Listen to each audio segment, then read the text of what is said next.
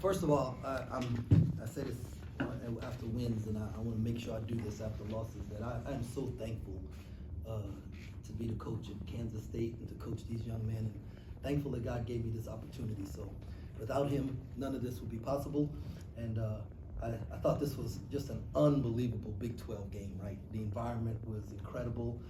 We had obviously we wanted to win. But what we really wanted to see is how much we improved from a week ago or so against TCU, when we came off of 2 good wins. They were coming off of a loss that they probably should have won, and they were just tougher than we were. And their staff did a better job than we did in preparing their team, TCU. And so that was a challenge to our guys, and we knew this environment was way different than TCU. I mean, these fans have always been some of the best fans in the country, one of my favorite places to come and compete at, just because of how knowledgeable they are and how much they love the team here.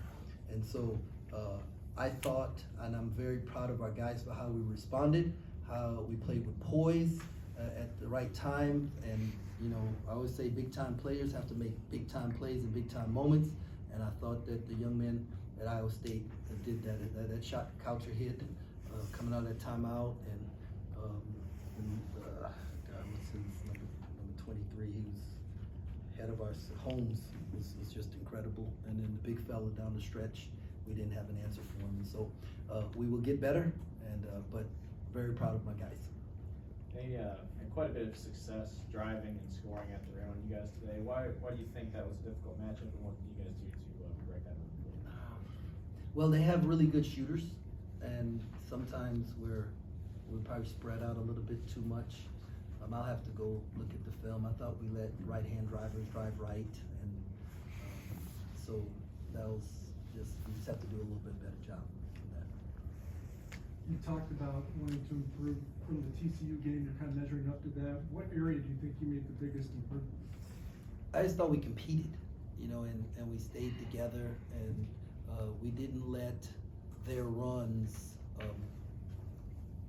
get us out of character. And so that, what we didn't, the way we really improved was in preparation, that we didn't get giddy because we had won a couple games. We realized we had to keep improving and stay focused and all of that. And so just our preparation and our mental focus coming into this game was way better. And then, out on the court, it showed it with our execution. Did you talk about how Cam played early on, and then how they kind of start tripping him up? I thought, Cam is a hooper, right? Like, he just likes to hoop, and you put him in space and he's really good. And I thought he had space in the first half and he was really good. In the second half, they played a little bit more attention to him, and so took away his space, and then he got in foul trouble, and so he had to sit. But I really liked the pace of the game in the first half, because they scored 12 more points a game at home than they do on the road. And so when it was in the 30s, I was like, oh, this is good. It's going to be a 60-point game, that kind of thing. But they started making shots in the second half, and you got to try and match it. But when you only lose the turnover, or you lose the turnover by 1, but then maybe you get points off turnovers by 12, what goes into that? I'm going to have to go look at it, but it is, that's a very valid point there. I told the guys in the locker room, they're just more efficient with the turnovers than we were. And then the second chance points, that to me, that's the biggest thing, right? 7-17, second chance points. And we know that's an issue with our team that we have to get better at. There's just lack of practice days, right? So guys have to study film and just we got to figure out how to break some habits that we have that don't, because our first shot defense is not bad.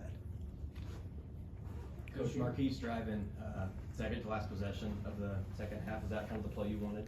Well, yeah, it was set up. There was a shooter in the corner, right? Because we knew they'd help out that corner. I thought he would maybe kick it out there, but I have no problem with him. He had just finished one like that just a little bit earlier, and he finished one like that against Baylor when we won the game. So, yeah, the ball was in his hands, and we gave him the right space, and had what we wanted, and it just didn't go in. Coach, can you kind of explain, how the interior defense can improve against traditional bigs? And obviously had success against you guys, and then as soon as you had some good success at the end, like you said too. Yeah, we're gonna have to do a better job, probably just giving up touches, you know. So we're gonna have to front the post more, and then that means you have to give backside help, which means that there's gonna be a shooter on that other side, and you know, like good teams put you in a bind, and you have to pick your poison, you know. And tonight that was the poison that we picked, and it gave us a chance to win the game, right? But we've got to do a better job of rebounding. That's what we have to do. What did you think of your shot selection today? I got to go back and look at it. I'm sure there was a few I wouldn't have liked, but there was a few that I didn't like, and they went in. And so, you know. Coach Naquan only taking 3 shots. Do you think there's anything he can do to be more involved offensively, or does he need to get on the offensive glass more? Or what do you think in that regard? I thought Naquan was a little bit passive. I thought they denied him the ball early and made it hard for him to touch it, which was good on their part. And we probably have to come up with an answer for that and give him some different options. But you know, you can't play 32 minutes and not get any rebounds. You know, and I mean that's all 3 of my bigs have 0 rebounds in the minutes that they played, and that just can't happen. And that's not a knock on them. That's a knock on us as a staff. We got to do a better job, and you know, just help them. And so we will. Did Gassan's injury take a step back, or did you just want to hold No, on? it's hard to play 9 dudes, man. It is. It's just hard. We're trying to figure it out. My thought was to bring him along a little bit more today. Today wasn't a bring along a little bit more game. So.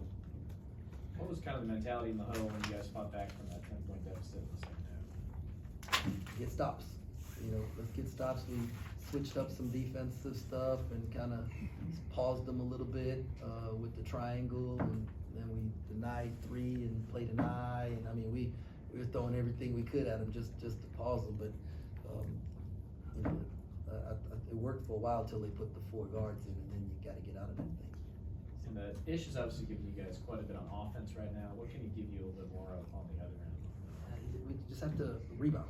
We have to collectively rebound, and if you can't get it, you just gotta make sure your man doesn't get it, right? That's just gotta be the mentality, and we will get better at it. Going back to that run that you guys made late, what does that say about your guys' mental toughness? Especially, it seems easier to do that at home when you have a crowd behind you.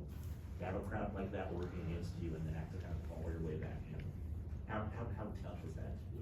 No, it is. It's very tough, and I think I have a tough team, you know, and TJ has a tough team too, you know, and so it's just the Big 12, you know, and but our guys, you know, we're not gonna lay down. I mean, we're down 17-3, but I was at home to West Virginia and fought back. You know, I mean, these dudes, they don't quit, and we just figure out a way, and we keep trying to find a way to win that moment, you know, and today we came up short. Transitioning from Big 12 play to a little reprieve with Florida in the middle, is there, not really reprieve, but is there any kind of mindset switch that needs to happen playing an out of conference team kind of right in the middle like this?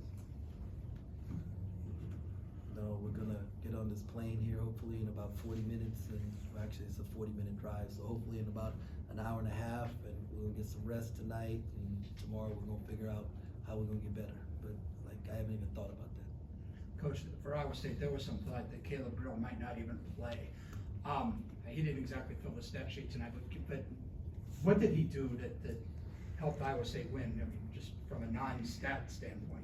Well, anytime he's on the floor, he provides spacing, right? And when you have to, you got to guard him.